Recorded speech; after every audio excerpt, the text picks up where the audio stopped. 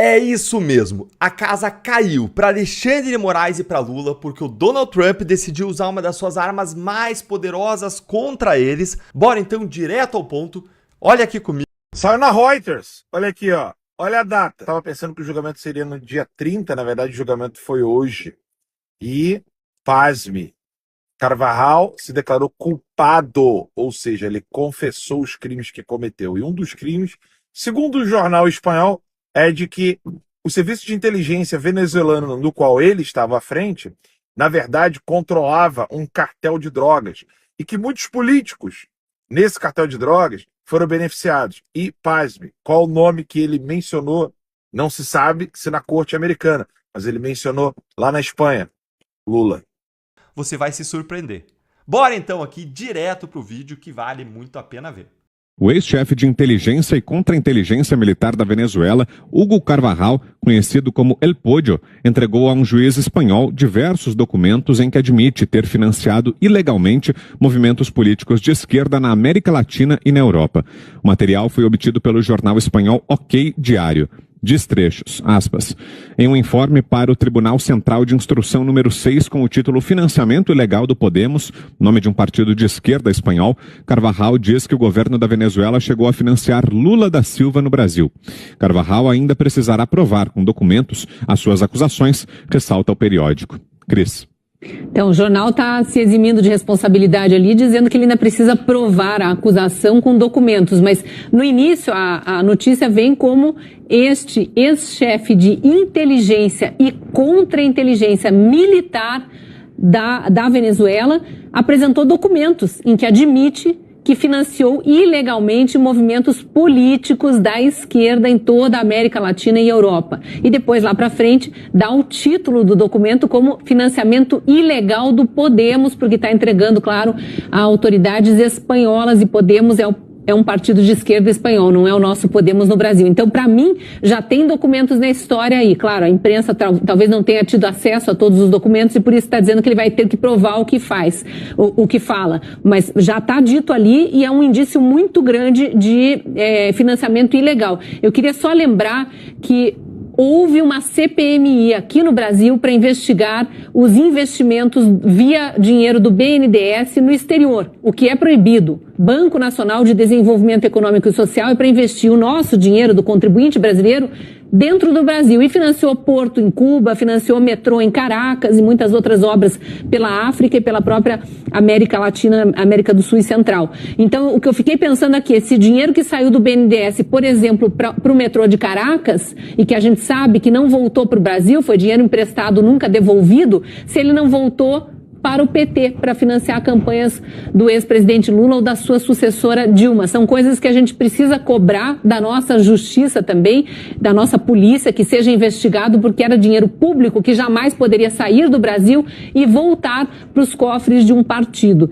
E aí a gente também fica questionando se pode haver esse financiamento estrangeiro, se é que o dinheiro era estrangeiro e não dinheiro nacional que saiu ilegalmente daqui, né? Porque a gente sabe que pela legislação eleitoral, o partido que aceita financiamento estrangeiro, ele tem que ser extinto. Seria o caso de pedirmos a extinção do PT? Gente, eu vou mostrar para você agora esse vídeo para você acreditar, para você ver com seus próprios olhos. Acompanha aí comigo. E muito se fala sobre o julgamento do Carvajal, ou do Carvajal, né?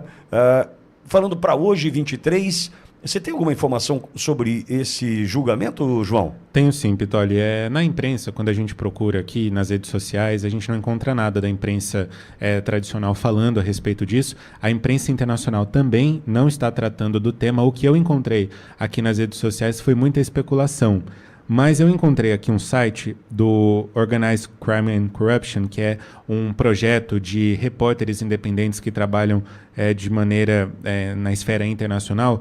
E existe uma reportagem que diz o seguinte, está em inglês aqui, eu vou trazer para a nossa audiência. Vamos começar aqui. A Espanha extraditou Carvajal em 2023 para os Estados Unidos. Eu lembro que nós falamos isso aqui na Auriverde, né?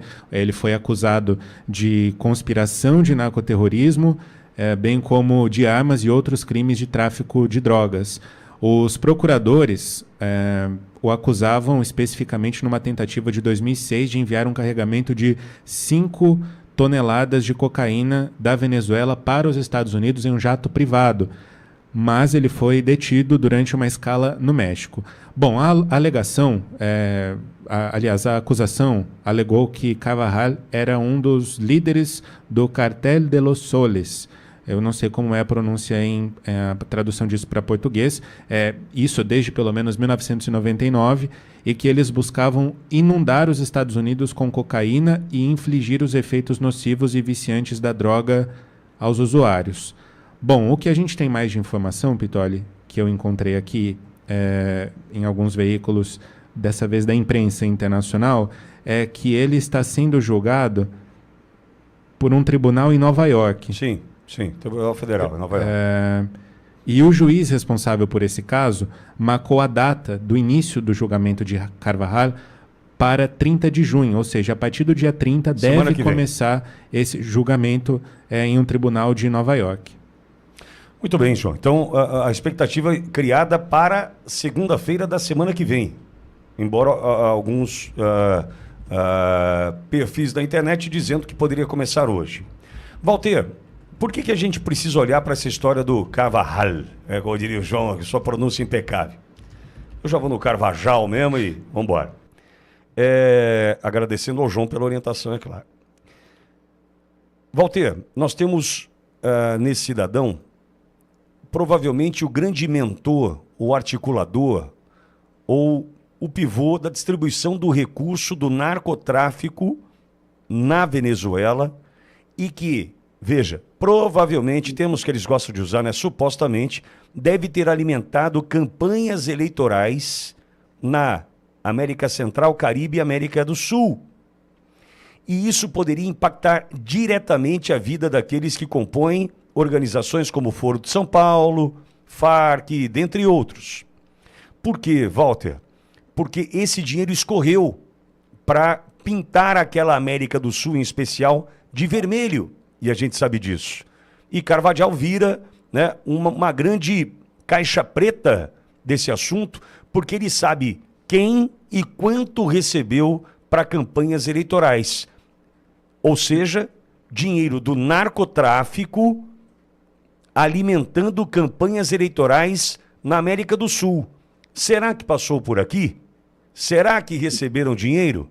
Se ele menciona Foro de São Paulo, se em algum momento o Foro de São Paulo é citado, eu só preciso te lembrar que Lula estava na fundação do Foro de São Paulo em 1989, ao lado de ninguém mais, ninguém menos que Fidel Castro. Ou seja, o Carvajal pode ser uma bomba relógio e pode atrapalhar alguns planos dessa turminha da esquerda que também vive do dinheiro do narcotráfico para sustentar suas campanhas eleitorais, Walter. Eu queria sugerir à nossa audiência fantástica, maravilhosa aqui, um vídeo no YouTube. Pesquisem ali o professor Olavo de Carvalho e Herbert, com H, Herbert Marcuse, M-A-R-C-U-S-E, Herbert Marcuse. O Herbert Marcuse é um dos filósofos da Escola de Frankfurt. E nesse vídeo do professor Olavo, anotem aí, né, Olavo de Carvalho, Herbert Marcuse, vão lá no YouTube, procurem essa aula.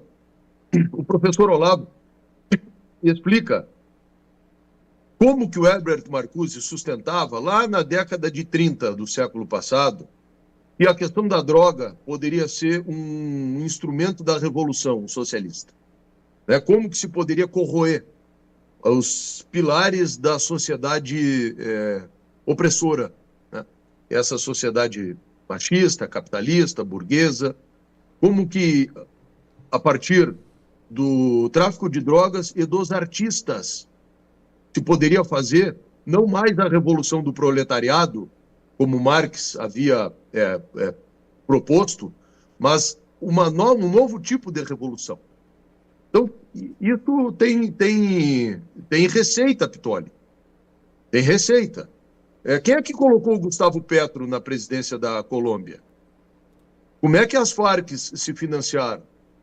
Quem recentemente promoveu esse atentado que um candidato à presidência lá... Vocês vejam o seguinte, só sofre atentado o candidato à presidência que seja de direita, ou não alinhado com isso.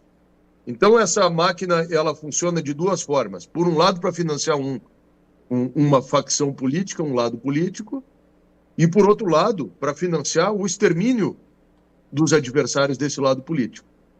É muito grave tudo isso. E esse cara é um elemento lá de dentro para mostrar, né, como é que esse negócio está funcionando. É isso. Walter, imagina o estrago que faria se num julgamento como esse a gente passasse a entender o financiamento dessas campanhas. Eu vou me lembrar, não sei se o Edson vai encontrar esse mago chamado Edson Simões, não sei se vai encontrar. Mas na campanha de 2022, criaram um site, 13 motivos para voltar com meu ex. Né? 13, PT, é claro. Ex era o ex-presidente Lula. E aí, Walter, nós contamos daquele momento, aqui na Auriverde, então Jovem Pan News Bauru, nós contamos que o CNPJ que bancava esses anúncios no Google AdSense, no Google Ads, ou seja, é gravíssimo o que nós estamos tratando aqui, porque é proibido financiamento com recursos internacionais de campanha eleitoral no Brasil. É proibido. Não pode ter recurso internacional bancando campanha eleitoral no Brasil. E naquele momento, no auge da campanha para a presidência da República em 2022, a Auriverde teve acesso à Jovem Pan News Bauru naquele momento. Obrigado, Edson. Está na tela, Edson. Como é que é? O Edson fala para mim. 13... razões para voltar com o seu ex no dia 30 de outubro. Votar? Ah, ok, ó. 13 razões para você o L é bem pequeno, bem pequenininho, votar com o seu ex. E aí esse banner aparecia em vários sites. Aí, com um anúncio patrocinado. Quando você clicava em cima do banner, você era dirigido para um site que tratava de Lula. Tratava dos feitos do governo Lula, enfim. O que acontece, Walter? Quem patrocinava esse banner era uma organização de países, o nome em espanhol, Centro-Américo e Caribe. Era o CNPJ, todos os dados, né? Todos os dados correspondiam a uma empresa, uma organização, digamos assim, de fora do país. Nós fizemos a denúncia naquele momento, os advogados do PL naquele momento, para mim acho que dormiram no ponto, enfim, mas eu me lembro perfeitamente da Carla Zambelli, ela ouviu aqui no meu trabalho essa denúncia, me procurou e disse que os advogados do PL me procurariam para a gente tratar desse tema. Fiz diversas reuniões, né, uma delas bastante longa, porque eu tinha naquele momento todos os dados desse que bancava esse banner que levava para um site, né, com tudo para a eleição de 2022, tudo para o Lula, entretanto dinheiro internacional. Walter, não deu nada, não avançamos, só que tá aí, provas a gente tem de que dinheiro internacional estava patrocinando a campanha do Lula e nada aconteceu. Veja, isso descaradamente, hein? E o Sleeping Giants. O Sleeping Giants. Agora, imagine esse Carvajal dar com a língua dos dentes e dizer que também tinha dinheiro do narcotráfico em campanhas aqui. Porque eu acho que esse cara também tem uma história de um avião que foi cheio de dinheiro para a Argentina. Não teve? Que foram eles que levaram dentro de um jatinho recursos para a campanha? Sim, sim. Então, eles estavam... há uma engrenagem internacional que funciona da seguinte forma. Existem mecanismos que são aparelhos de um sistema.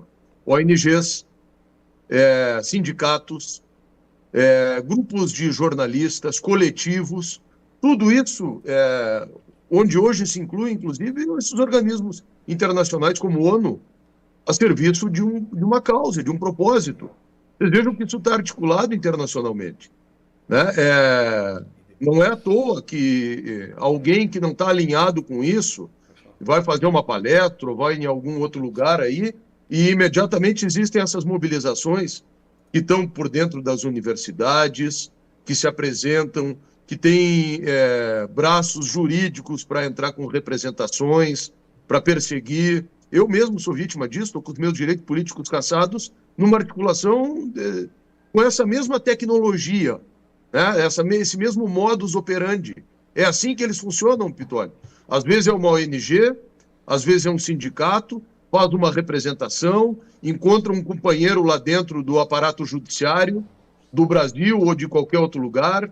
Aí esse cara finge que está representando algum interesse público ou alguma legalidade para estar a serviço exatamente desse propósito, e por trás de tudo isso um sistema de financiamento. Vocês vejam que, por exemplo, isso que tu está falando contrasta durante a eleição com algo que aconteceu aqui. Eu estou vendo muita gente aqui do Rio Grande do Sul e do Brasil todo, pessoal participando aqui de Barracão, de Caxias, de Carazinho. Aqui em Porto Alegre, na entrada do túnel da Conceição, um movimento da sociedade civil colocou um outdoor, um desses painéis na fachada na empena cega de um edifício, colocando ali o que o Lula era e o PT eram a favor e o que a direita brasileira, naquele momento representado pela candidatura do Bolsonaro, defendiam e eram a favor. Então falava ali que o Lula tinha relação com ditaduras, que o PT era a favor do aborto. A Justiça Eleitoral mandou tirar, né, e certamente a punir. Então nós temos visto isso, uma assimetria e a utilização dos instrumentos do Estado para perseguição política. É isso que gera insatisfação, é isso que gera tensão social, é isso que tem feito com que a justiça, que deveria ser equidistante e imparcial, tenha se transformado, infelizmente, a partir do momento que foi tomada, num aparelho gerador de instabilidade e tensão, e que não poderia ser. E a única forma da gente voltar a ter paz no nosso país, para além da anistia, que é absolutamente necessária, é que a justiça seja desaparelhada. Vai acabar essa brincadeirinha de passear na Disney. Vai ter que ir para Havana. Quer curtir férias? Vai para Havana. Né? Vai ser assim agora. Eu tô achando isso lindo e maravilhoso. Imagina o dia que o Washington cavar, de fato, o que é o Carvajal. E quais são as denúncias do Carvajal. Porque o Carvajal falou na Espanha. Eu fiz até um vídeo sobre isso. Carvajal falou na Espanha que o Lula foi financiado pelo narcotráfico por meio do Maduro. Ele falou isso, não sou eu que estou falando isso. O Carvajal afirmou isso. E falou isso na Espanha. O que ele falou nos Estados Unidos ainda não foi liberado. Eu tô doido para pegar o que ele falou aqui nos Estados Unidos. Porque ele já está preso. Ele já está preso. Ele já está preso.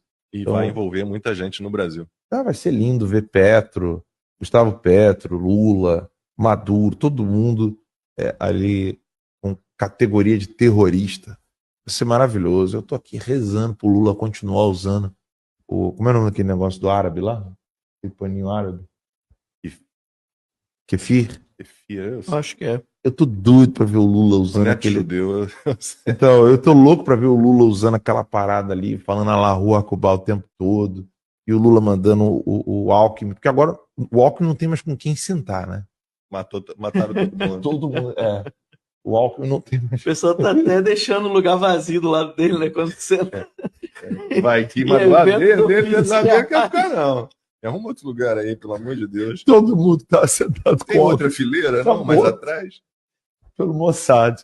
Eu tô louco pra ver a Haddad, vai também. Vai o Alckmin, vai o Lula. Eu tô doido pra ver esses caras. Eu tô doido pra ver esses caras gritando a la rua Cuba, e Hamas, e Hezbollah, viva a Palestina como é que é? Da praia, não, do mar do Rio ao mar. Do Rio ao mar. Eu tô doido pra ver esses caras gritando do Rio ao mar. E a Manuela Dávila? E a Manuela Dávila tá estudando aqui. Nos Estados Unidos? Tá estudando nos Estados Unidos. Sabe qual foi a promessa do Marco Rubio? Estão sabendo ou não? A promessa do Marco Rubio é tirar o visto dessa galera. Apoiou Hamas, tá fora. Sim. Kefir. Isso. E o Trump avisou: estudantes estrangeiros com visto de estudante que apoiaram o Hamas vão ter o visto cancelado. Vão ter o visto cancelado.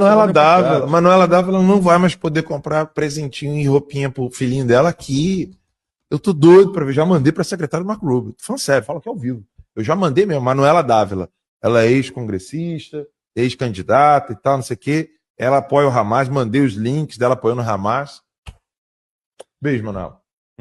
Ó, É bom sobrevivente. que eu vá pro Brasil, ela gosta, né? Gosta pra caramba. Aqui é muito chato. Faz o Ele L. falou que eu vim pros Estados Unidos, é muito chato. Né? É, Então, o Petro falou isso. Ele é gosta melhor. do Panamá. Panamá é melhor pra ele, né? Ele Panamá. gosta. Tem Lá coisas. ele consegue coisas que ele gosta, né? Para o que você tá fazendo, que você vai amar esse vídeo. Ele vai trazer um gostinho de justiça, vai aquecer o seu coração. Bora aqui direto pro ponto, pro primeiro ponto. Prestem muita atenção nessa operação Senado, Polícia Federal, STF, Poder Executivo. Isso é de extrema importância, tá? Alcolumbre, você é maluco de achar que não tem ninguém sabendo de nada? No mesmo pé. Vamos lá, produção, vamos mostrar o que é a BIM paralela de fato no Brasil. Esse documento aí, Lacombe e Max, é um documento de 1981. Ou seja, tá. Então, esse documento aí é um documento confidencial, óbvio, né? Liberado recentemente para mim, e eu pude publicar isso no X. Esse documento mostra o tio do Alcolumbre envolvido com garimpo ilegal, ouro, venda de ouro, venda de metais, tudo isso de forma absolutamente criminosa no Amapá. Então, a partir disso aí, o que eu fiz? Eu falei, opa, então agora nós vamos usar toda a nossa equipe, todas as nossas forças para mostrar como é que essa família chegou a ter tanto poder naquele estado. E aí agora sim, pode voltar lá pro Twitch, produção, porque aí agora eu consigo... Isso. Aí eu escrevi assim, ó, o Davi Alcolumbre acha que o Washington DC não sabe como funciona a operação dos terroristas e narcotraficantes em relação ao garimpo ilegal. Ele acha que a lei Magnitsky é pesada. Na verdade, eu questionei, né? Ele acha que a lei Magnitsky é pesada? Agora sim, consigo ler aqui, obrigado. Creio que ele não saiba o que são as sanções relacionadas a quem está ligado ao terrorismo. Magnitsky é fichinha. Porque o que acontece? Vai para a parte de baixo ali, produção, enquanto eu vou fazendo uns comentários aqui. O que acontece? O Alcolumbre acha mesmo que ele vai ficar ileso de tudo o que está vindo pro lado de Alexandre de Moraes, Fábio Shor e companhia. Será? Não. Ele não vai ficar ileso por um simples motivo. Ele é quem está segurando tanto a anistia quanto o impeachment do Alexandre de Moraes. É ele quem está segurando. Então ele é quem está inviabilizando as duas únicas vias possíveis para o Brasil ainda conseguir ser chamado de um país, um Estado de Direito. Termo, né? O Estado de Direito é um termo do final do século XIX, surgiu na Alemanha, e a partir de então todo mundo gosta de arrotar Estado de Direito. Estado de Direito. Ou seja, que aqui em inglês eles chamam de rule of law. Eu gosto desse termo em inglês porque ele demonstra duas coisas, né, Max? Primeiro que usar a palavra Estado em inglês, ninguém vai entender. Você fala assim, Estado de Direito, o americano nunca vai entender, por um simples motivo. A noção de Estado moderno é absolutamente inconcebível para o americano. Por isso que em inglês é rule of law, que é quase um império da lei. Traduzindo assim, né? É o império da lei. Rule of law. Rule é você estar ali regendo, né, algo. Mas aqui eu estou falando império da lei. E o Estado de Direito seria o império da lei. Só que no Brasil tudo é manipulado e o Alcolumbre acha que vai ficar fora dessa. Aí clica ali Deixa eu ver aqui, produção. Clica ali no documento agora. Agora vamos ao documento para a gente poder entender quem é a família Alcolumbre. Não, aí no caso, produção, volta ali rapidinho, desculpa. Vou ajudar aqui a turma. Clica, sobe ali um pouquinho. Sobe ali um pouquinho. Não, sobe, tá descendo. Aí, clica aí. Clica nesse texto de baixo aí. Isso, agora sim. O documento de 1981 revela que membros da família de Davi Alcolumbre já eram citados em relatórios de contrabando de ouro durante o regime militar, o que, embora não envolva diretamente Davi, à época, né, tinha 4 aninhos, lança luz sobre o contexto familiar e econômico que sustentou o crescimento político de Alcolumbre. Vai descendo em produção. Agora vocês vão entender como é que funciona o jogo de poder da família Alcolumbre. Pode descer. Pode descendo. Obrigado. O irmão de Davi Alcolumbre, Josiel Alcolumbre, esteve envolvido em escândalos e alvo de investigações por corrupção, fraude em licitações e desvio de recursos públicos no estado do Amapá. Alguns dos casos, clica ali em Show More, ali, turma. Alguns dos casos vocês vão lembrar, o Máximo mesmo talvez vai lembrar, na época da Covid, as licitações, mas tem coisas piores. Então o que a gente tem ali? Desvio de mais de 1,4 milhão em recursos públicos na área da saúde durante a pandemia de coronavírus. Detalhe, Davi Alcolumbre era quem estava tacando fogo para a CPMI. Era CPI, né? Não era CPMI, não era mista. Era do Senado, foi no Senado. CPI da Covid. Saiu alguma coisa com relação ao irmão dele? Não, mas a gente vai explicar por quê. A PF identificou que empresas ligadas a Josiel, irmão de Alcolumbre, foram beneficiadas em contratos, direcionamentos com indícios de fraude em licitação, lavagem de dinheiro e organização criminosa. Pode ir descendo, produção. Obrigado. Aí, O Josiel é o daquele do aeroporto ou o aeroporto é outro? É o do aeroporto. Ah, é do O aeroporto. próprio. Como se não bastasse, tem um lance do aeroporto ainda que a gente vai chegar lá. A PF, então, apontou esquemas de falsificação de laudas de contaminação por mercúrio em garimpo ilegais na região norte, envolvendo empresas próximas a políticos locais, inclusive a família de Alcolumbre. Essa foi a Operação Minamata em 2021. Imagina se fosse andando em jet ski pé de baleia. Aí é cadeia, né? Aí é cadeia, porque contaminação de mercúrio não dá... É falar P nenhuma, né? Leite de janja, né? Vou falar assim. Não dá leite de janja nenhum. Aí, Meu Deus do céu. Mas olha aí. Olha o que acontece no Brasil. Em 2020, a revista Cruzoé publicou reportagens com documentos apontando que Davi Alcolumbre atuou diretamente junto ao governo federal e ao STF. Eu quero que vocês prestem muita atenção nessa operação Senado, Polícia Federal, STF, Poder Executivo. Isso é de extrema importância, tá? Para blindar o irmão durante a investigação. O Ministério Público Federal no Amapá pediu a abertura de ações civis públicas por improbidade administrativa contra Josiel. Há bloqueios de bens já autorizados pela Justiça relacionados aos esquemas. Prestem muita atenção nessa coisa de ficar blindando, né, e criando alvos, porque eu vou mostrar para vocês como é que funciona essa operação e o que de fato vem a ser a ABIN paralela no Brasil. Próximo, por favor, produção. Agora é que o pau tora. Olha isso aqui. Narcotráfico e garimpo ilegal. Investigações a partir de 2018 e 2020. Quem que foi eleito no final de 2018?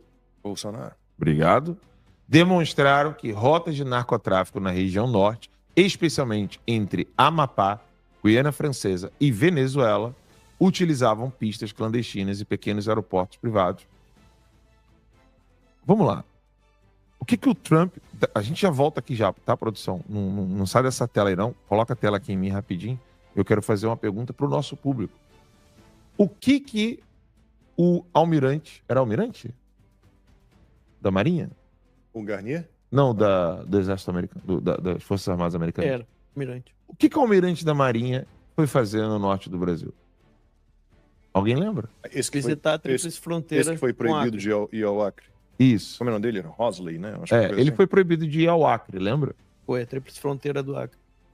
Pois bem, Alcolumbre, você é maluco de achar que não tem ninguém sabendo de nada? O Marcos tá quase morrendo de rir ali.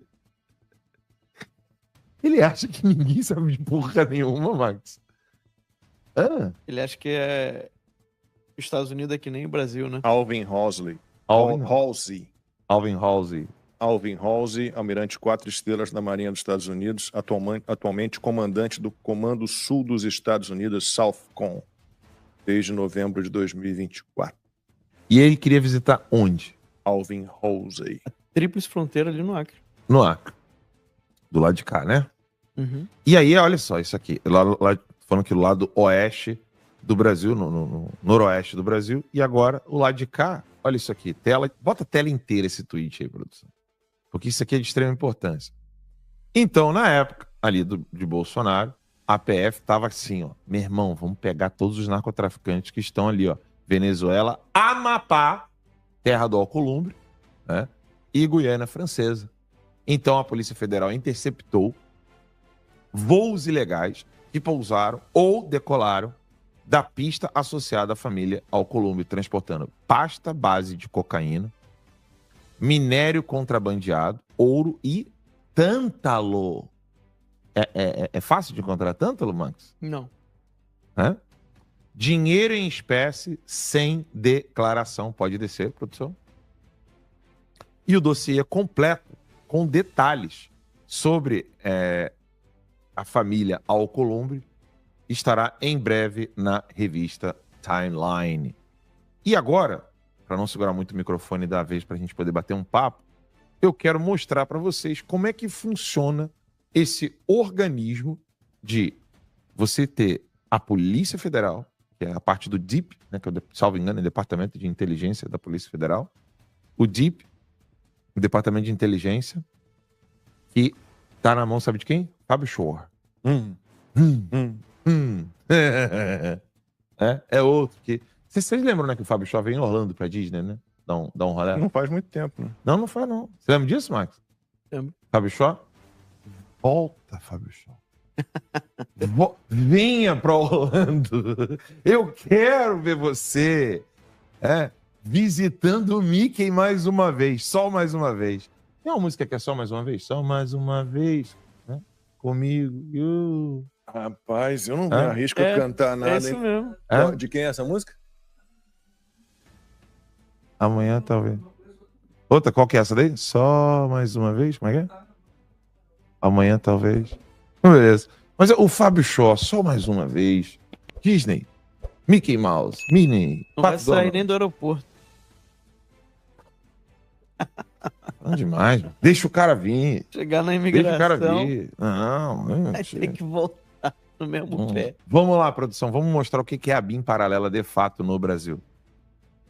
Joana, meu Deus, se encavou. Colocou aí, produção? Era Númerozinho só 2 música aí? porcenta, Joana. Vamos lá. Então agora vamos entender, de fato, o que é a BIM paralela no Brasil. A República dos Dossiês, tá? Enquanto o país assiste inerte a escândalos que surgem e desaparecem como marés, nos bastidores do poder corre um fluxo contínuo de informações enterradas. Dossiês, relatórios, interceptações, delações, provas, dormindo em gavetas ou esperando a hora certa para despertar. A capital da República transformou o acervo de malfeitos em moeda de troca. O que é isso? É o compromato. Eu me lembro do professor Olavo dizer que o Dirceu ele andava em Brasília, ou anda ainda, com um bloquinho de papel com todos os podres de todos os políticos. E aí, toda vez que ele ia para um encontro com o cara, ele chegava, antes de dar oi, antes de dar bom dia, antes de qualquer coisa, ele virava e falava assim, você estava no hotel tal, com a pessoa tal, no lugar tal, ou você tem a empresa tal. Ou... Ele já chegava, tudo bom? Bom dia. Meu nome é José Disseu.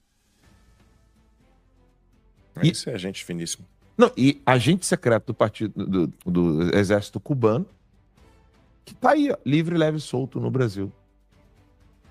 Agente, ele é, se eu não me engano, ele é coronel? Não sei. Mas ele é... Eu sei que ele foi treinado pela guerrilha cubana, não, mas ele é formalmente... Augusto Nunes disse que ele não sabe pegar na arma. É mesmo? Diz o Augusto. Provavelmente não. Não é exagero afirmar que o governo Lula possui centenas de dossiês armazenados em cofres institucionais e bases de dados sigilosos.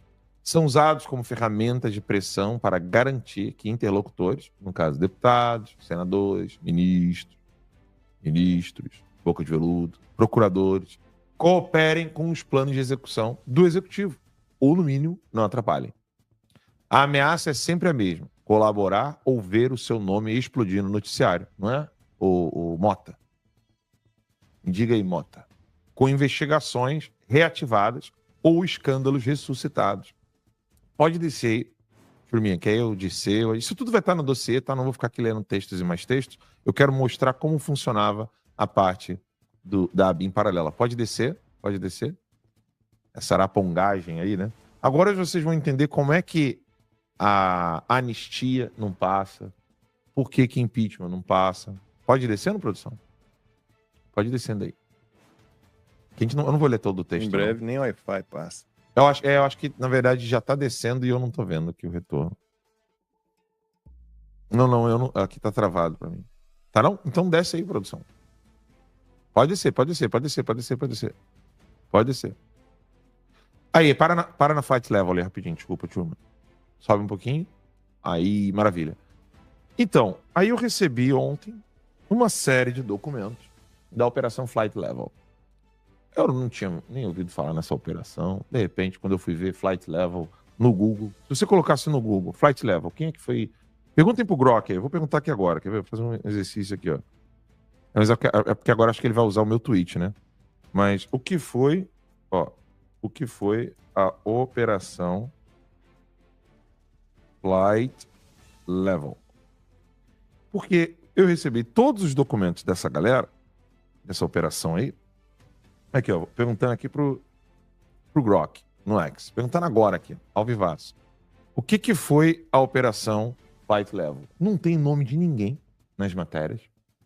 Ninguém. Você vai acessando os sites, não tem ninguém. O Grok colocou aqui. O Grok é o serviço de inteligência artificial do X, né? A Operação Flight Level foi uma ação deflagrada pela Polícia Federal do Brasil com apoio da Receita Federal. Gravem isso, tá? Polícia Federal e Receita Federal. COAF, depois. Em 12 de abril de 2021. Quem que era presidente? Bolsonaro. Obrigado. Essa operação de 15 de abril de 21, lembremos-nos que o Terça Livre foi fechado em outubro.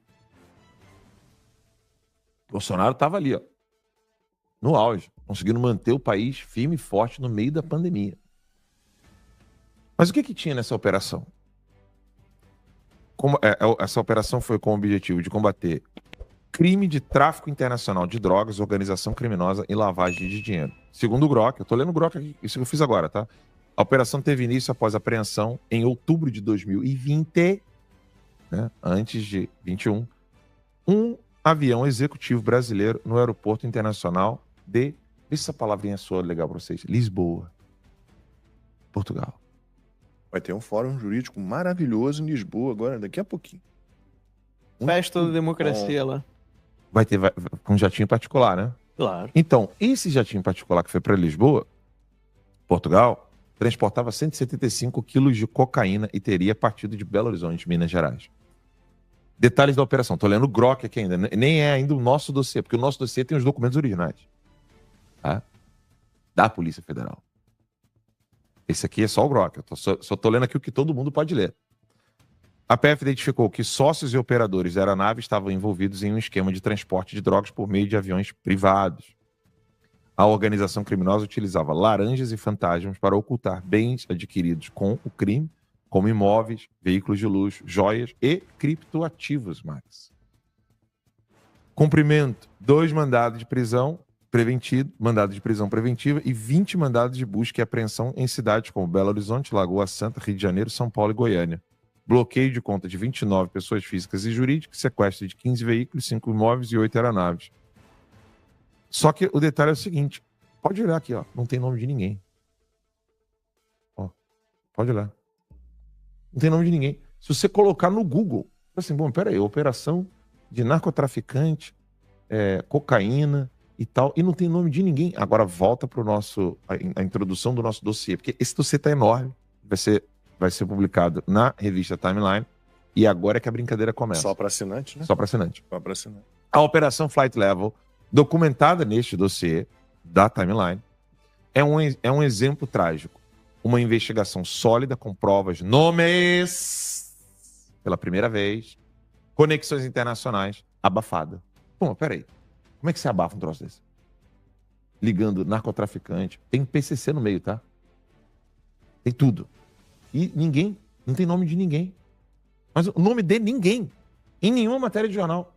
Isso foi na época do presidente Bolsonaro. Todo mundo ali batendo nele. Que agora acabou isso. Vocês já perceberam, né? Não tem uma operação contra o PCC. Não tem uma operação quase, bem dizer, contra o narcotráfico. É raríssimo a gente ver isso aí. No governo Bolsonaro, lembra que a gente fazia até negócio de... Botava até aquela música do Senna? Lembra? Sim. Porque era quase todo dia. Quase todo dia tinha apreensão, né? Quase todo dia tinha apreensão, cara. A Polícia Rodoviária Federal vivia fazendo apreensão. Era recorde atrás de recorde. Era recorde atrás de recorde. Eles quebraram vários recordes. Era impressionante. Eu ficava impressionado. Falei, cara, que isso, meu irmão? Eu tava ali, né? Vamos lá. Só para eu poder ler ele, produção. Obrigado. Por que ela foi abafada, né? Porque esbarra em figuras com foro privilegiado, né? Em nomes que não podem cair. Mas pode ser desengavetada a qualquer hora se alguém contrariar os interesses certos. Vamos ver. Esse é o real poder em Brasília. Saber o que esconder, quando vazar e sobre quem silenciar. Por isso que o Hugo Mota tá nessa, né? Vai descendo. Pode descer esse texto todinho aí, que a gente não precisa ler. Vamos lá pro dossiê da BIM Paralela. Pode clicar aí, a verdadeira BIM Paralela. Até a capinha ali ficou legal. A PF nas mãos do STF. A verdade sobre a DIP, Moraes, Fábio Shor e Ricardo Saad. Oi, Saad, tudo bom? Você não veio com Shor na Disney, né, na última vez? Tenta. Tente outra vez. Rapaz, hoje eu tô, meu irmão. A coisa é linda. Você sabia que as investigações mais sensíveis da Polícia Federal não passam pelas superintendências estaduais, Max? Você sabia disso? Não passa mais, acabou. Elas vão para onde? Elas vão direto para uma divisão secreta em Brasília, a DIP. Divisão de Inteligência Policial. E só quem manda ali é o STF. Vai descendo aí, turminha. Produção, pode ir para a parte 2. Gravem esse nome da DIP, tá? 2. Toda vez que Alexandre de Moraes quer abrir um inquérito sigiloso, não é a Polícia Federal do seu estado que age. Então, por exemplo, se tem um narcotraficante do Amapá, não é a PF do Amapá que vai atuar, não, filhão. Se tem um narcotraficante em São Paulo, não é a Superintendência da PF de São Paulo que vai atuar, não. Vai tudo pro colo do Alexandre de Moraes. Como? Ele ordena diretamente a esse Departamento de Inteligência Policial da Polícia Federal, DIP, lá em Brasília, que cumpre suas demandas fora dos canais convencionais entre a Suprema Corte e a Polícia Federal. E há um nome-chave nessa engrenagem. Fábio Shor, o homem que não pode mais pisar nos Estados Unidos da América. E que veio à Disney na última vez. Eu quero ver se ele vai ter culhão para visitar de novo. O homem que prendeu o Felipe Martins mandou. Foi ele. Quero ver ter culhão para visitar os Estados Unidos. Fábio Shor, delegado da Polícia Federal, é o homem de confiança de Alexandre de Moraes dentro da DIP. Ele aparece em vários procedimentos como executor direto das ordens do ministro. Inclusive, ações de censura, prisões políticas, inquéritos secretos. Outro personagem, né, que estava caladinho, ninguém falava dele, é o Ricardo Saad, que a gente precisa saber quem ele é. Porque ele foi exonerado por Bolsonaro exatamente na época daquelas investigações do narcotráfico que eu estava lendo antes. Esse cara foi exonerado por Bolsonaro. E quem é que traz o Ricardo Saad de volta? Não, vem cá, meu amor. Vem cuidar do COAF para você poder cuidar de todas as transações bancárias de qualquer pessoa. Vamos lá. Exonerado por Bolsonaro. Peraí, ali em cima ali. Saad era justamente o chefe do DIP, que hoje está na mão do Shor. Durante o início da gestão de Moraes no STF. Hoje, recompensado, é presidente do COAF. Sim, o ex-chefe de inteligência da polícia, tá? Que recebia ordens diretas do STF, agora preside o órgão que rastreia movimentações financeiras em todo o território nacional. É coincidência? Diz pra mim se é coincidência. O COAF, Conselho de Controle de Atividades Financeiras, é quem produz os famosos relatórios de inteligência financeira, os RIFs, né? Como os usados para quebrar sigilo bancário de investigados sem ordem judicial clara. Na prática, aqui nós temos a verdadeira BIM paralela. Na prática, Moraes manda pro DIP, Shor executa, Saad coleta, agora via COAF, a Polícia Federal, não, desculpa, a Polícia que não é federal, a Polícia Suprema, atua fora dos mecanismos republicanos e abafa o que quer e ataca quem quer. Faz a devassa na conta de qualquer pessoa ou simplesmente não fala nem o nome dessas pessoas nos jornais. Essa estrutura explica por que operações robustas como a Flight Level, que envolvia narcotraficantes do PCC, daqui a pouco a gente vai botar até matérias, algumas matérias que não estão nos principais jornais, matérias lá do Mato Grosso. Eu vou mostrar para vocês sobre isso. Que descobriu tráfico internacional por jatinhos, simplesmente desapareceram. A Flight Level simplesmente fez assim, ó. Não porque era uma que era inoportuno, como é que é? Quando se incomoda? Incômodo da baleia? Como que era o Bolsonaro foi acusado? Importunação. Não é porque era uma importunação da baleia, mas porque era uma importunação por PCC, envolvendo nomes de políticos e de Brasília e de outros estados. Isso aí é a verdadeira Brasil Paralelo, a BIM Paralelo. A DIP, esse departamento, virou o braço de inteligência da STF, a KGB. Virou uma KGB mesmo. É muito claro isso. O Shor é hoje o presidente, ou sei lá, diretor, chame do que quiser, da KGB brasileira. E se ninguém investigar esse círculo de poder, a justiça vai seguir sendo usada como arma seletiva e não como instrumento de verdade. Enfim, essa era a minha participação no início do programa de hoje, para trazer para vocês isso aí. Se a produção quiser colocar aquelas matérias de jornais envolvendo os nomes, porque quando você vai no G1, quando você vai no Estadão, quando você vai na Folha, procurar o nome dos envolvidos, você não acha. De repente eu achei um jornal local no Mato Grosso. A produção, na verdade, que achou, não foi nem eu, né? A produção lembra disso aí. Achou uma matéria lá com o nome de uma mulher. Quer ver o nome dela? Deixa eu pegar aqui. Deixa eu ver aqui. Deixa eu pegar o nosso grupo aqui, ver se a produção coloca rápido.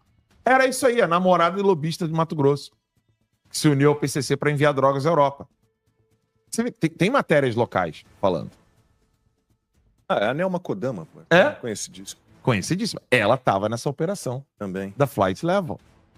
Tudo envolvendo PCC e políticos. E não dá nada pra ninguém, né? Ela não Tem era nada ligada ao pra ninguém. Alberto Youssef também? Porque eu me lembro dela... Ver aqui, cara. Não Será? ligada à Lava Não Jato. tem 14 anos de prisão nesse Não caso. tem 14 anos de prisão nesse caso, nada. Colônia agrícola, Nada. regime fechado. Uh-uh. Impressionante, cara.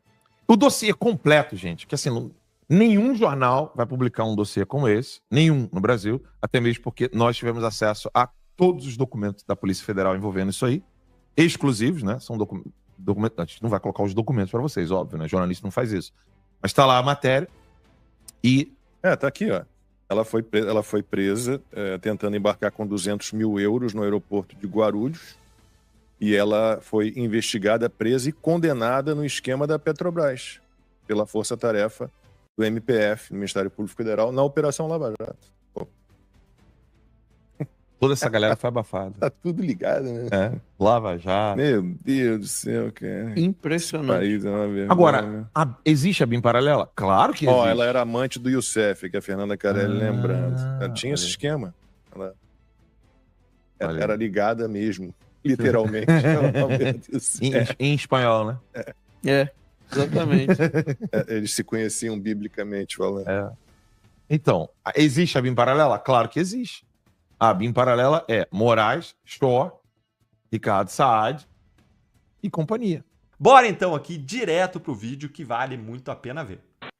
Só que todo o formato que esse processo está sendo conduzido deixa muito claro que a finalidade única é silenciar opositores políticos. E a melhor forma de silenciar Bolsonaro não é só torná-lo inelegível, é colocá-lo atrás das grades. Porque se você coloca o Bolsonaro atrás das grades, é muito mais eficaz do que simplesmente torná-lo ineficaz. Torná-lo inelegível. Porque o Bolsonaro, se for numa esquina tomar um café, ele junta multidões. Se ele apontar o dedo no próximo candidato, ele pode eleger o próximo candidato. Então você precisa jogar o Bolsonaro atrás das grades. Você mata 2 coelhos com uma porrada só. Você dá uma aparência de legitimidade, criando um processo fictício com direito de defesa, e você coloca o Bolsonaro atrás das grades, silenciando-o por definitivo. E aí o que a Ju disse é perfeito, é exatamente isso. Por que eles querem censurar as redes? As pessoas devem se perguntar, tá, qual o sentido deles censurar as redes? Censurar as redes é porque daí eles têm o controle da informação. Então, se eles prendem Bolsonaro, o povo não tem como gritar. Porque o único local de fala hoje da população é através da rede social livre. Então, prender Bolsonaro é silenciar a direita por inteiro, torna Bolsonaro inelegível para sempre, e você tira o único canal que os seguidores do Bolsonaro, que a direita tem para se comunicar, que é a rede social. Então, veja, isso é um golpe muito bem estruturado, e eles estão seguindo a cartilha que eles traçaram desde início de 2023. Veja que não é à toa que eles mudaram a jurisprudência de 2005 para fixar a competência do STF. Veja, se você fizer um retrospecto, eles seguiram exatamente uma cartilha que eles criaram. Ex-mandatário não tinha prerrogativa no STF. Eles vão lá, mudam esse entendimento para o processo começar no STF. Se começasse em primeiro grau, ia demorar muito, Marco. Primeiro grau, segundo grau, terceiro grau, STF. Não, vamos começar direto no STF. A gente tem que terminar esse processo em 2025. Vão lá e mudam o entendimento, dizendo que agora ex-mandatário, STF. Não bastasse, precisamos mandar para a primeira turma. Altera o regimento em 2023 para mandar para a primeira turma. Não bastasse, vamos dividir o processo em 4. O processo do Bolsonaro corre primeiro. Não bastasse, não vamos intimar as testemunhas de defesa. Não bastasse, amanhã o STF vai censurar as redes. Veja só, amanhã é o último dia de rede social livre. Amanhã o STF bate o martelo. O jogo foi jogado e a estratégia deles está sendo alcançada. Essa ditadura não vai terminar no Bolsonaro e no bolsonarismo, porque essa tirania não pararia na direita e nos Bolsonaro. Nós dissemos aqui, comunidade jurídica, em todas as ditaduras cormãs, a ditadura chegou à classe dos advogados, chegou à magistratura. Isso é normal. A história não nos deixa mentir. Marco, nós avisamos, a ditadura chegou. A classe jurídica, que imaginava que não seriam afetados. Não há amigos na ditadura. Não há. São todos inimigos. Quem enfrentar o sistema terá a cabeça cortada. Você tem um advogado que teve um inquérito instaurado por advogar. O cara pediu a nulidade da delação, teve um inquérito instaurado. Você tem um juiz com um advogado do lado pedindo desculpa por ter agido corretamente. Vamos entender juridicamente agora toda essa situação. Processos do STF nós chamamos de processos originários, esse é o termo técnico. Processo que começa no Tribunal Superior, processo originário, tá? O que acontece? O STF processa e julga. Só que a execução da pena, que é pela Lei de Execuções Penais, ela se dá no primeiro grau, na vara de execução penal da localidade que o apenado está cumprindo pena. Isso é assim segundo a Lei de Execuções Penais e segundo uma súmula do STJ. Veja que aquela senhora que está fazendo pergunta, ela quase fala STJ. Você viu, Marco? Coloque o vídeo de novo daqui um pouquinho dela. Ela fala, você descumpriu o entendimento do STJF. Ela sabe que o entendimento, a orientação do STJ, súmula 192, é que a execução da pena se fará pelo juiz de primeiro grau. Esse juiz, ele seguiu uma súmula do STJ. E por que ele soltou? Porque um sistema, um computador falou para ele, solte. É sistema, gente. Quem tinha que estar sendo ouvido ali seria a inteligência artificial, porque quando um apenado ele entra no sistema de execução de pena, ele é cadastrado em um computador, tem requisitos ali. E veja só, provavelmente o computador cadastrou esse infiltrado no sistema de primário, sem violência e grave ameaça à pessoa.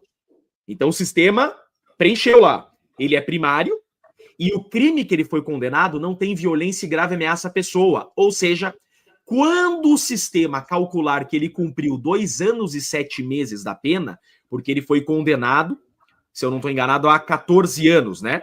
14 anos. E 16% disso daria 2 anos e 7 meses, né? Ou seja, dando 2 anos e 7 meses, que é 16% da pena, ele teria direito à progressão de regime. O sistema apareceu para o juiz competente. O juiz falou, põe na rua. O juiz não olhou quem era. Agora esse juiz vem e pede desculpa por ter aplicado uma súmula e por ter soltado alguém que um sistema disse para ele soltar, que acontece com 100% dos apenados no Brasil. Todo mundo sabe o que está acontecendo, mas eu tiro vantagem disso. Óbvio que eu quero proximidade com o ministro da Suprema Corte, né? Você imagina, um ministro que tem entrada em qualquer lugar. Quem não quer proximidade com o ministro, a caneta mais pesada do Brasil? O Lula entendeu isso já em 80, que precisava investir na Suprema Corte, porque é o maior poder do país e seria o maior poder do país, e esse dia chegou. Vê, o Gilmar Mendes que manda na CBF, manda em tudo. Então as pessoas não estão preocupadas com a realidade do país como nós estamos. Tudo que elas querem é pegar uma fatiazinha para elas, né, Marco? Então, de alguma forma, eu quero bajular, porque daí eu vou ter contato, eu vou ter proximidade, eu vou tirar vantagem de alguma forma. Nada é de graça.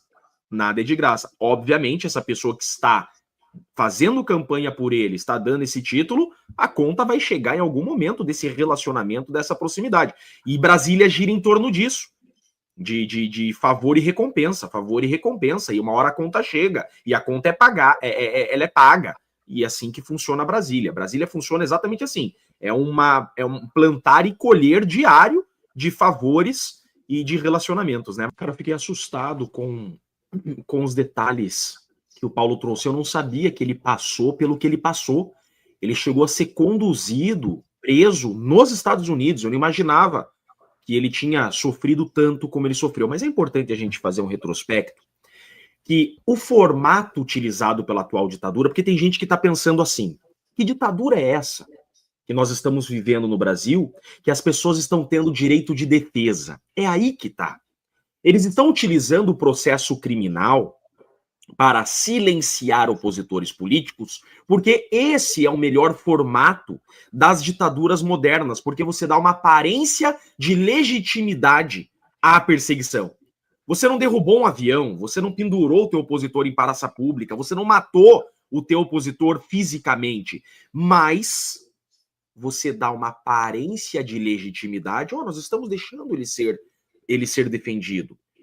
Só que o que você tem como finalidade última é silenciá-lo. Veja, não foi à toa esse showmício de receber a denúncia do Bolsonaro, esse showmício de ouvir os interrogatórios transmitindo no YouTube. Não é à toa que eles estão transmitindo essas fases de defesa em rede nacional. Por quê? Eles querem dar uma aparência de que é legítimo esse processo. Veja, não há uma ditadura no Brasil. Não são ditadores que estão punindo alguém. Não, é o poder judiciário. Há um processo legítimo que, ao final, vai condenar ou absolver pessoas após uma defesa. Vejam, Bolsonaro está sendo defendido.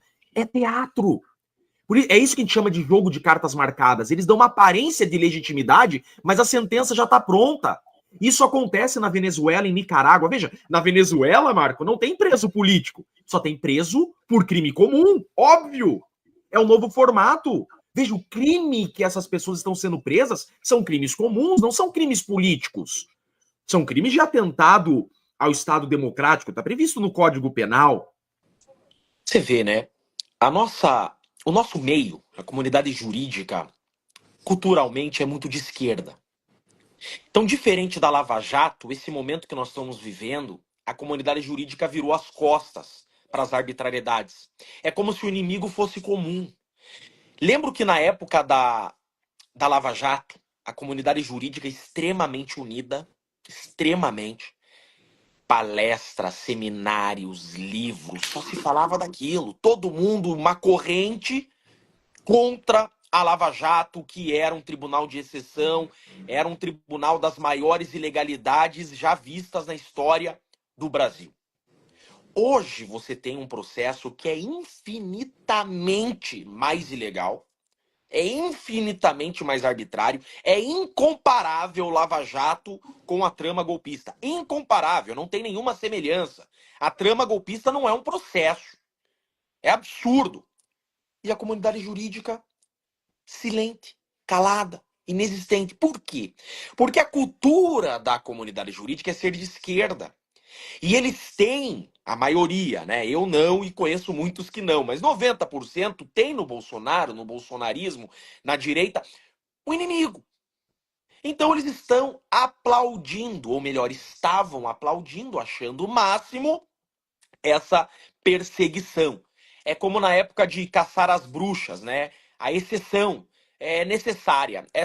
São medidas excepcionais necessárias a salvar a salvar a democracia. Argumentos comuns de ditadura, argumentos comuns de ditadores. Não existe exceção à regra, por isso o nome é Estado de Direito. Ser um Estado de Direito significa não admitir exceção. Não tem exceção à regra, não há justificativa você excepcionalizar uma lei. Então a comunidade jurídica foi dando corda para tudo isso, foi aplaudindo, e eu alertava, vereador. Eu alertava. Eu falava, ó, esse vento vai virar, vai chegar também na comunidade jurídica. Batata, chegou. Advogado com inquérito por ter pedido nulidade da delação. Juiz com advogado do lado sendo interrogado por delegado de polícia. Você imagina o que aconteceu. E aí, então, agora acordaram. Opa! Agora chegou nos advogados, agora chegou no juiz. E muitos juízes e Ministério Público, promotores, procuradores, eu converso com muitos, óbvio que eu não posso dar o nome, tem que preservá-los, mas eles dizem, eles recebem direto orientações do CNJ e do CNMP sobre termos e assuntos que eles podem comentar. Então, veja, juízes e promotores saíram das redes sociais. Não tem mais juiz e promotor em rede social, acabou. É caça às bruxas. Juiz que colocar a cabeça pra fora vai ser ripado. E veja, dá uma dó do que aconteceu com esse juiz, porque ele foi humilhado. Eu acho que ele não imaginava que ia vazar o vídeo dele. Você viu o medo desse juiz na fala? Não, eu prometo que eu nunca mais vou errar. Mas espera, você não errou. Você não errou. O juiz da execução é o juiz de primeiro grau. O STF não fica com a execução da pena. É legal para explicar para o povo o que acontece. O STF processa e julga. A execução da pena não é pelo STF. A execução da pena é pelo juiz da execução do local em que o apenado está cumprindo pena. Súmula 192 do STJ. Sempre foi assim. Então, veja, o juiz agiu corretamente e está pedindo desculpa. Pera, você não vê isso nos Estados Unidos. Você não vê isso em nenhum país da Europa. Isso é uma ditadura. Um juiz pedindo desculpa por ter agido corretamente. Então agora, caiu a ficha de todo mundo que a ditadura chegou a todos. E a ditadura ela é assim. A ditadura não poupa ninguém. Nesse momento não está chegando a mim. Mas um dia vai chegar e não vai ter como gritar. Então veja, juiz, cara, concursado, sendo coagido por um delegado daquela forma.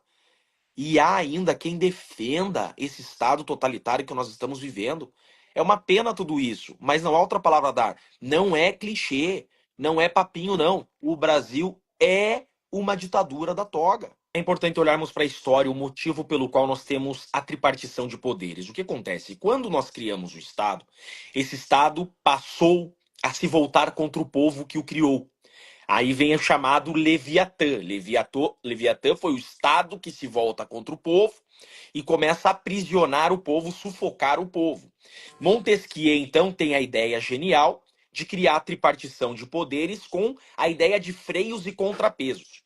A tripartição de poderes, ela teve a finalidade de retomar o poder do povo, limitando o poder do Estado, pré-definindo muito bem as funções do Estado. Então, dividiu o Estado em legislativo, executivo e judiciário. O legislativo é o povo, dividido em duas casas, e já explico o motivo de ter duas casas.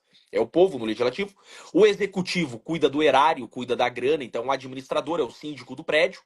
Isso é o executivo, é o síndico do prédio. E o judiciário é aquele que vai executar as leis criadas pelo povo. Então, esse é um formato que o poder está nas mãos do povo. E como que isso é assegurado? É assegurado na existência do Senado.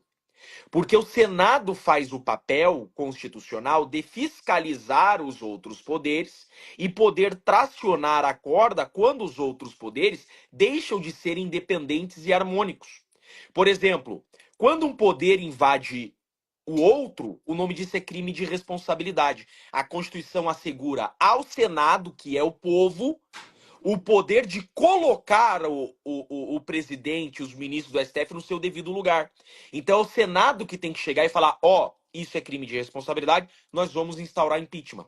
Então veja, esse formato é para deixar o poder sempre último na mão do povo. O formato que nós temos hoje é o poder último nas mãos do STF. O STF é o último a falar e não há como questionar. Veja, se anistiarem o Bolsonaro, nós vamos declarar inconstitucional. Pera, quem anistia é o povo. O STF tornar a decisão do povo inconstitucional é crime de responsabilidade, porque o STF estará usurpando o poder daquele que detém em um Estado de Direito. Por isso que o Senado pode, então, instaurar processo de impeachment. Então, o que nós vivemos hoje, agora respondendo a sua pergunta, é um estado de exceção, onde não se aplica mais a lei criada pelo poder do povo. O povo é que detém o poder. Veja, Constituição Federal começa com o poder, quem detém o poder é o povo. O povo é o detentor do poder. Então não tem outra leitura a se fazer, não cabe margem para interpretação. Quem criou o Estado foi o povo, e o último a decidir quem deve continuar sendo presidente e ministro é o povo através do Senado. Não há margem para o Estado ser maior que o povo. E o que eles estão fazendo hoje é usurpando a finalidade de ser do próprio Estado. Ou seja, o Estado voltou a ser o Leviatã. Aquela ideia inicial de dividir o Estado em 3 poderes do Montesquieu já está ultrapassada. Precisamos de uma nova reformulação, porque o Estado voltou a ser o Leviatã que era antes dessa tripartição de poderes. O Senado é o antídoto. Quando o Estado se levanta contra o povo, sendo um veneno contra a democracia, o antídoto é o Senado. O problema é que o nosso Senado está corrompido. Pois é, mas aí... Você vê que coisa. Não, desculpa te cortar bem rapidinho. Você vê que coisa. Qual o problema de um Senado corrompido? O Senado é que tem que tracionar essa corda e fiscalizar o STF. Porém, a Constituição diz que o STF julga o Senado por crime comum. Então tem senador que praticou crime comum e está nas mãos do STF. Então o Senado não vai poder exercer sua função, porque senão o STF dá início ao processo contra o senador. Então perdeu a razão de ser. O STF acaba sendo o maior poder aqui, porque tem um Senado corrupto. E por que eles escolheram um processo criminal? É bem simples. Porque eles escolheram um processo criminal. Você caçar o Bolsonaro e você tornar o Bolsonaro inelegível não é suficiente para tirá-lo da disputa de 2026. Por quê? Porque se ele for numa esquina comprar um café, ele junta mais gente do que a esquerda inteira. Então, o processo criminal é colocá-lo na prisão para silenciá-lo, em definitivo. Você tirar o Bolsonaro das urnas não é suficiente. Ele põe o dedo no filho, na Michele, no Tarcísio. Entende? Então você precisa silenciar, em definitivo, o Bolsonaro, tirar ele das redes sociais. O processo criminal te faz isso. Uma improbidade administrativa não. Só o processo criminal consegue silenciar definitivamente alguém. E condenando criminalmente, eu não sou um Estado ditador. Porque foi o poder judiciário, por meio do sistema de justiça, que condenou. Eu dou uma aparência de legitimidade à condenação. Foi o poder que condenou. Teve um devido processo legal. Ele teve advogado, ele se defendeu, ele foi interrogado. O advogado dele apresentou defesa. Então, você já está com a sentença pronta, mas você dá uma maquiada, você dá uma aparência de legitimidade à punição política do seu opositor. E colocando atrás das grades, além de dar essa aparência de legitimidade, você silencia por inteiro e você torna inelegível por muito mais tempo do que uma cassação. A improbidade é cível, como disse aqui o Turba ali, né? Então veja, é cível. Você deixa inelegível por 8 anos uma condenação criminal a 40 anos, fica inelegível pelo tempo da pena, fica inelegível por 40 anos. Então eles adotaram a melhor das estratégias, que é aquilo que está sendo feito já nas ditaduras mais modernas. Você está utilizando o próprio sistema de justiça para perseguir opositores, porque daí você esvazia o argumento da ditadura. Você deixa o cara ter um advogado, você dá uma aparência mínima ao sistema e pronto, você calou o seu opositor. Isso tem acontecido na Venezuela, como você bem colocou. Então eles selecionaram essa trama golpista para dar essa aparência de legitimidade. Veja que essa foi a finalidade deles mesmos, porque eles mudaram todas as jurisprudências pacíficas de anos para conseguir começar esse caso no STF e na primeira turma. Todos os sinais desse processo deixam claro que a finalidade era terminar em 2025 e tornar o Bolsonaro inelegível das urnas. Eles começam no STF, então eles mudam uma jurisprudência de 2005 para começar no STF.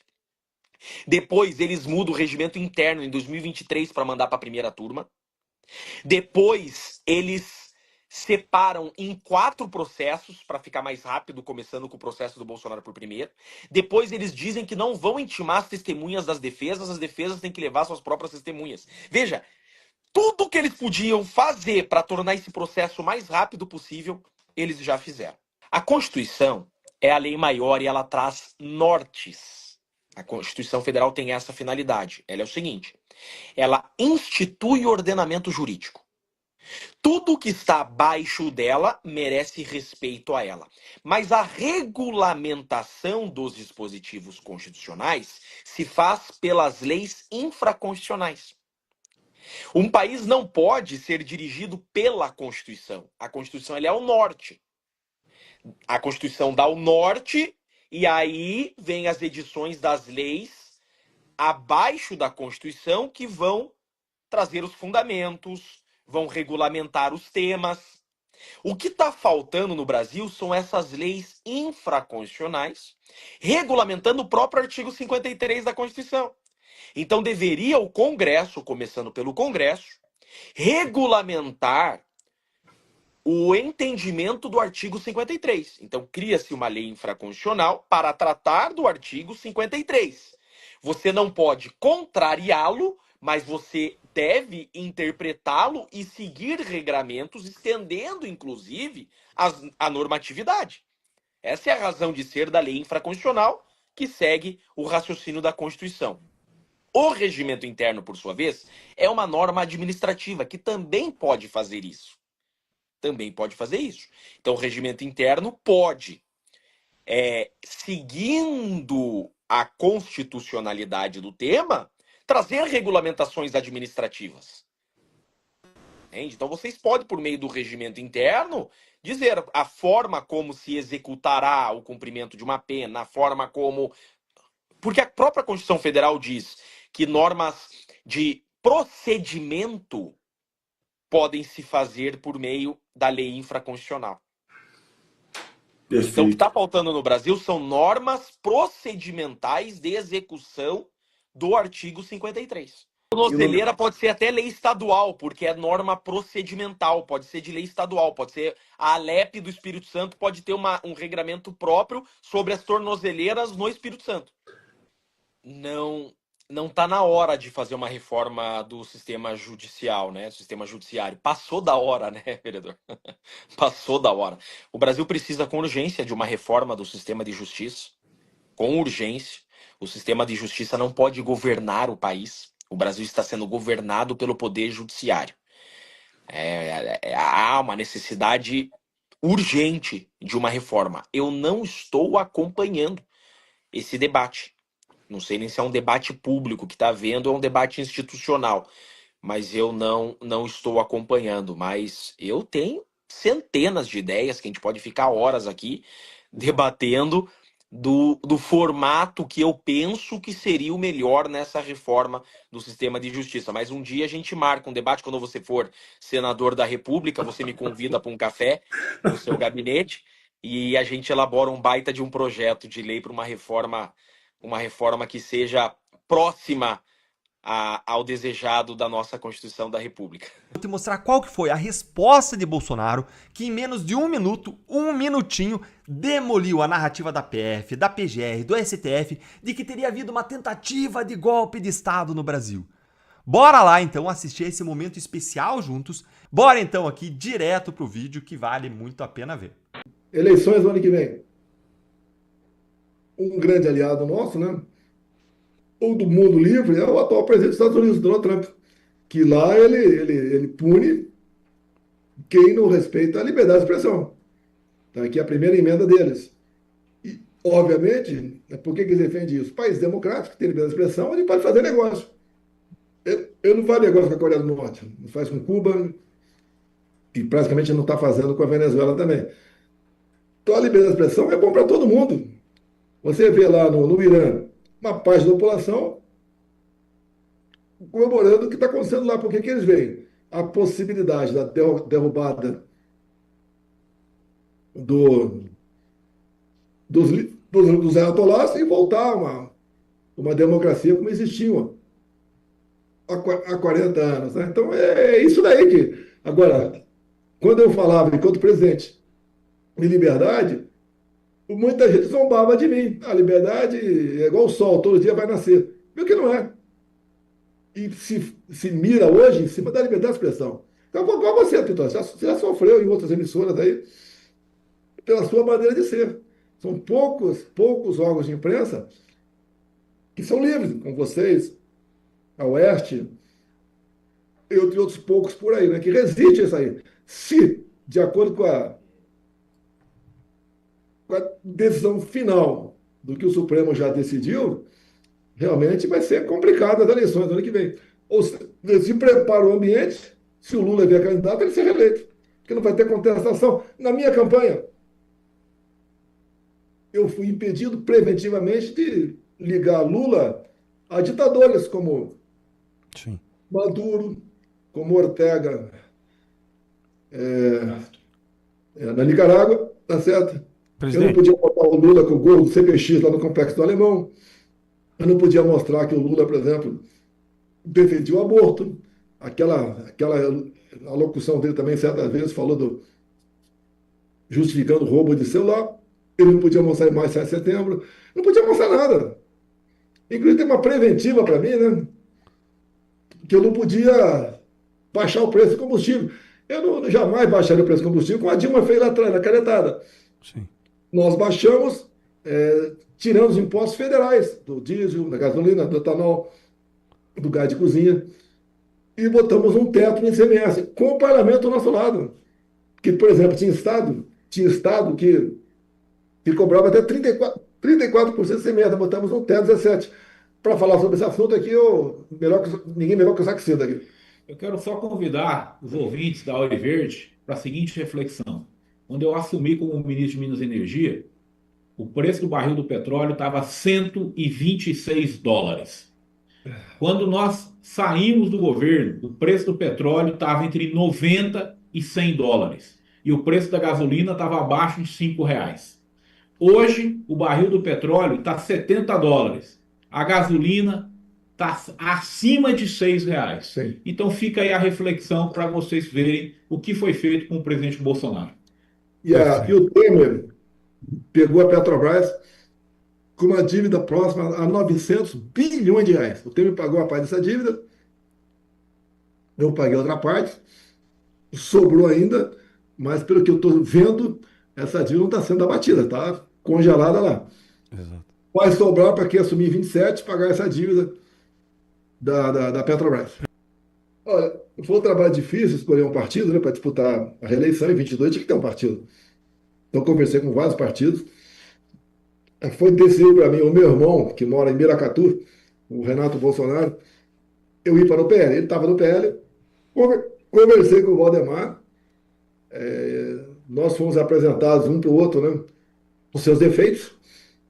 Eu costumo brincar, Valdemar, eu tenho bafo de leão, você tem chulé, dá pra gente casar? Dá. E combinamos. O Valdemar tem cumprido tudo, ao pé da risca. Ele me incumbiu de decidir nos 26 estados de DF a eleição para o Senado. O deputado federal, estadual, governador passa aí pelos respectivos presidentes estaduais do partido e o próprio Valdemar da Costa Neto. E assim estamos trabalhando. Tá? A gente espera, nós fizemos 99 federais da última vez, está contando com um número próximo a 130 para as eleições, e das 54 vagas, tá, nós vamos fazer, juntamente com outros partidos de centro e centro-direita, a gente vai, das 54 vagas, espera fazer pelo menos 40 vagas. Somando do pessoal da legislatura anterior, a gente vai ter uns 55, 56 senadores que realmente estejam comprometidos com o futuro do Brasil lá no Senado Federal. Isso é uma grande jogada. Então eles têm que jogar, eu chamo War, né? 40 anos atrás eu jogava War. Cada 10 partidas que eu ganhava 9. Por quê? Paciência, estratégia. Vai conseguindo um passo de cada vez. Tem estado, por exemplo, não temos condições de fazer governador. Então vamos tentar uma vice. Não vamos lançar um candidato só para marcar posição, não interessa. Quanto ao Senado, em alguns estados, nós não temos como chegar lá. Eu vou pegar aí o União Brasil, o PP, o PSD, o PR, que tem conversado conosco, não de forma ainda muito aprofundada, que eles estão um pouco longe, né? Mas já nos sinalizamos dessa maneira. A gente não vai lançar, por exemplo, 2 candidatos em cada estado. Vai lançar um, e alguns poucos estados vão lançar 2, mas em outros estados vamos lançar nenhum. Vamos brigar por uma primeira suplência para nós. Ou seja, deu tudo para nos fortalecer o ano que vem. Lógico, o governo vai jogar pesado, vai ter a tal da lawfare, com toda certeza, vai continuar. Eu ativido o judicial para tirar certos candidatos do pleito, como até o momento estou fora, né? Reunir com embaixadores é complicado. O Lula se reuniu na sua campanha com líderes lá do Complexo do Alemão. E esses líderes só chegam, só assumem, só são eleitos, porque o tráfico permite que eles sejam candidatos. E tem a sua ligação lá com o tráfico. Tem, infelizmente, a maioria tem. Então, a gente espera paciência, a gente espera que o povo confie na gente. Sim. Aqueles que me criticam, né? Eu estaria muito bem do outro lado. Sim. Eu resolvi ficar do lado mais difícil, que é o lado da verdade, da responsabilidade, de poder andar pelo Brasil e praticamente ninguém me apupar ou dirigir um palavrão, sei lá o que for. De vez em quando acontece, né? Sim. Mas mais de 90% das vezes não acontece nada. Muito pelo contrário, o pessoal gosta de bater um papo com a gente. Sim. Tomar um café, tomar um caldo de cana, comer um pastel, trocar uma ideia, como por exemplo amanhã, eu tenho certeza, vai ter um público enorme lá em Belo Horizonte, como um apelo mais uma vez que está nos assistindo aqui, Paulista de 29, eu sei que é fim de mês, o pessoal está sem dinheiro, vai com sacrifício, um transporte solidário, em vários locais do Brasil está tendo transporte solidário, como em Copacabana, por exemplo, tem uma senhora lá que está organizando os seus ônibus, tá? E cada presente de vocês é muito importante, pô. Vocês vão fazer parte, se Deus quiser, dessa grande vitória nossa, não é minha não, de todos nós, por questão das eleições do ano que vem. E você, com os poderes equilibrados, você pode aprovar uma anistia e ela ser mantida, só pela força do Congresso brasileiro, tá? É por isso que a gente vai lutar, viu, presidente? Pode ter certeza disso. E desejando amanhã sucesso lá em Belo Horizonte, viu, presidente? Nesse encontro que realmente consiga atingir os seus objetivos ali. A gente vai estar na Paulista no próximo domingo, né? Não só para cobertura, mas também para atendendo a sua convocação, é que eu tenho dito todos os dias, eu tenho veiculado o vídeo do senhor aqui todos os dias fazendo convite, porque eu entendo que é uma convocação, né? E era numa só que a gente tinha que atender e lotar Paulista, norte do Paraná, sul Fluminense, sul de Minas, interior paulista, tem que lotar a Avenida Paulista no próximo domingo, é um compromisso que a gente tem que assumir com o senhor, presidente. Desejando a plena recuperação para o senhor, que esse soluço vai embora. O presidente disse que, minha avó dizia que tomar susto passa, né, o soluço. O Andriele está aí do lado, o senhor não... Já olhei para a cara dele aqui. Mas não assustou, presidente? O Andriele é conhecido como corpinho de 30, cara de 80. Eu pensei que o senhor tivesse... O Andriele está aí, é só olhar, já assusta e já acaba com o soluço. Brincadeira, presidente. Saúde para o senhor, presidente. Obrigado por estar aqui conosco, viu? Obrigado. Cuidar desse presidente aí, né, querido Jair Messias Bolsonaro, e domingo a gente vai atender a convocação do presidente. Abraço, presidente. Vai ter um projeto que infelizmente passou na Câmara, está no Senado, prevendo 7 anos de cadeia para quem duvidar do sistema eleitoral. Porque não é dessa maneira que você fala em democracia. Você pode desconfiar, tem. Tem cara que não confia na Bíblia, não confia em Deus. Paciência, né? Agora ninguém pode ser preso por causa disso. Mais apertada. Você pode notar aí que eu estou com crise do soluço.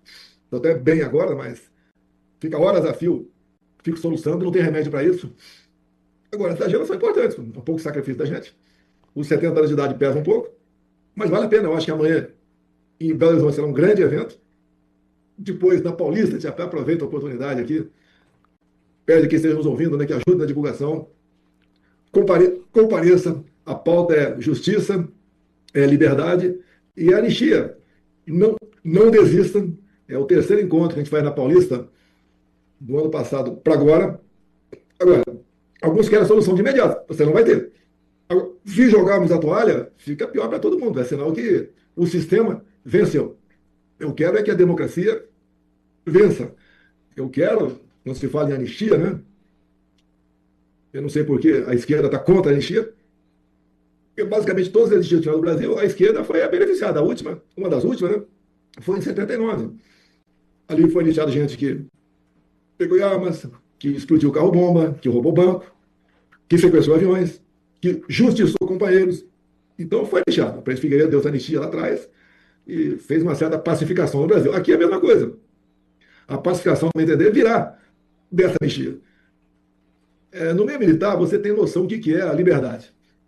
Porque você passa por cursos, por exercício, até uma recruta, né? E fica longe de tudo, às vezes, por uma semana. Ou quando pega uma cana no quartel, né? Por vezes se aplica uma prisão disciplinar no militar ali. Agora, geralmente, no meio militar, ou você está em exercício ou você cometeu alguma falha. Tá? Agora, essas pessoas que estão presas, não é apenas a Débora, né? Tem pessoas idosas ali, mais de 70 anos, com câncer, inclusive. A semana passada foi condenada uma mãe a 14 anos, com 7 filhos, 6 menores. Como é que essa molecada vai crescer sem a mãe em casa? Qual foi o crime dela? E negada a prisão domiciliar, né, presidente? Então, a pacificação passa por aí. Eu vejo alguns ministros do Supremo reclamando da questão da popularidade, da forma como eles são tratados nas ruas, tá? Quando vão, né? Agora, passa para me entender a pacificação disso, até para o bem-estar da própria justiça, a questão da anistia. E a anistia é um ato privativo do Congresso Nacional, é um ato político e privativo do Congresso. Não é do Judiciário e nem do Executivo, é do Congresso em si. O Congresso tem esse poder, está previsto na Constituição. Então, quando a ameaça de tornar inconstitucional possível a anistia, você perde força do Parlamento. Eu faço o que posso aqui, converso com muita gente, buscando essa pacificação, vinda da anistia, e botando para fora. Eu não sei quantas pessoas temos, mais de 100 presos condenados atualmente. Temos algumas centenas que estão refugiadas aí, em especial na Argentina. Trazer esse pessoal para cá, voltar à vida normal, passar uma borracha em cima disso tudo, tocar o barco. E o que é mais importante, né? Por que essa confusão toda? Não houve tentativa de golpe, Vitória. Você pode ver. Vamos pegar as pessoas mais importantes. Negação à democracia. O que é a democracia? Ela é materializada pelo voto, auditável e com contagem pública. Assim se faz a eleição. Lá atrás, você pode ver, em 82, apesar da reação que as Forças Armadas tinham para com o Brizola, ele foi eleito governador do Rio de Janeiro. E foi respeitado tudo isso aí. Agora, o contrário, você pode ver as pesquisas. Você bota um pé atrás, a pesquisa. Mas aí a pesquisa está me dando eu, o mais competitivo, e derrotando o Lula por ocasião das eleições. Depois vem os outros nomes ali para baixo. Então, tirar a gente do páreo por intermédio de inelegibilidades ou condenações absurdas, isso é conhecido como lawfare. Ou seja, o ativismo judicial aconteceu na França, a Marine Le Pen está inelegível acho, por 5 anos, na Romênia a mesma coisa, nos Estados Unidos quase conseguiram tirar o Trump da cena eleitoral, e comigo aqui no Brasil. E não é só comigo, outras pessoas também, como por exemplo o Eduardo Bolsonaro, talvez ele tenha dificuldade, porque ele está no inquérito. Depois que ele resolveu ficar nos Estados Unidos, quando ele resolveu ficar em definitivo, no mesmo dia o PGR falou que não tinha nada contra ele, o ministro Alexandre de Moraes arquivou, não tinha nada contra ele, mas nos dias seguintes, depois, quando ele começou a falar das possibilidades de sanções aqui no Brasil, para quem não respeita a liberdade de expressão, e também pelo fato de eu ter mandado recurso meu para ele foi incluído no inquérito específico para ele. Ele está tentando contra o Estado Democrático de Direito, conspirando contra instituições aqui no Brasil, 12 anos de cadeia. Ou seja, não sabe o que vai acontecer com ele, mas ele pode se tornar inelegível. Assim como outros 25 parlamentares, né? Parlamentares de ponta, de nome, é o Gaia, é o Nicolas, é o cabo Gilberto lá da Paraíba. São 25 nomes por ocupar a tribuna da Câmara e estão em inquéritos. Lá daquele inquérito lá específico do ministro relator, né? Então eles podem, mais tarde, um pouco ser condenados, essas pessoas não vão para a cadeia, mas enquanto estiver valendo aquele prazo da condenação, ele perde os direitos políticos e não disputa nada. Presidente, Esse último nome foi do Carlos, né? Eu conversei com ele, eu falo pelo PL, eu não falo por outros partidos não, tá? E decidimos aqui que ele poderia ser candidato ao Senado por Santa Catarina. 2 dias depois, ele foi incluído na BIM paralela. Está vendo agora na imprensa especial, né? Que o governo federal está gastando dinheiro para monitorar desafetos políticos. Tá? Isso está acontecendo.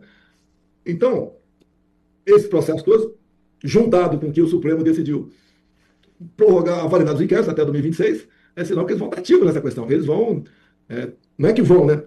Estão demonstrando que essas pessoas com potencial para o Senado vão ter problemas com a justiça. Isso também é negação à democracia. Eu nunca falei que queremos um Senado forte para qualquer outra medida de força. Eu quero um Senado forte para reequilibrar os poderes, e nós possamos falar, então, que o Brasil é um país democrático, que vai respeitar a sua Constituição, que a liberdade de expressão será respeitada, tá?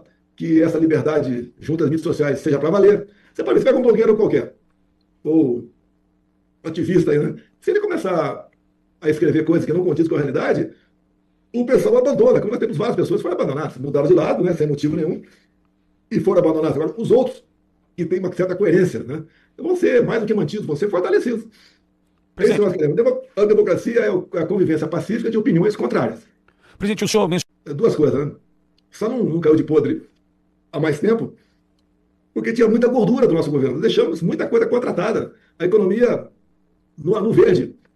Entregamos o governo com 54 bilhões em caixa. Ou seja, isso tudo fez que o governo tivesse a sobrevida.